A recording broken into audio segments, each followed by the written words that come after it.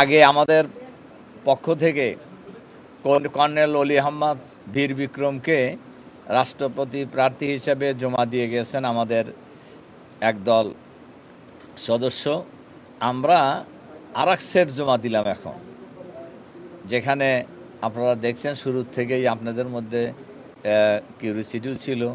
তা আমরা আসলে অন্য কোনো কারণ নেই, শুধু আমরা আর একটা দ্বিতীয় সেট আমরা এখানে জমা দিয়েছি।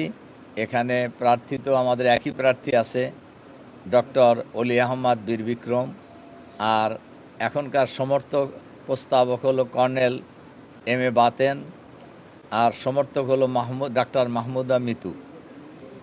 এবং আমরা জমা দিয়েছি। নর্মালি আমরা এখানকার ইলেকশন কমিশন আমাদের মনোনয়নপত্র রিসিভ করেছেন এবং আমাদেরকে রিসিটও দিয়েছেন এবং নিয়ম অনুযায়ী হয়েছে, অন্য কিছু নয় আর কি। আমাদের শঙ্কার একেবারেই কারণ নাই, বিন্দুমাত্র কোনো কারণ নাই। আমরা দিলাম সতর্কতার জন্য।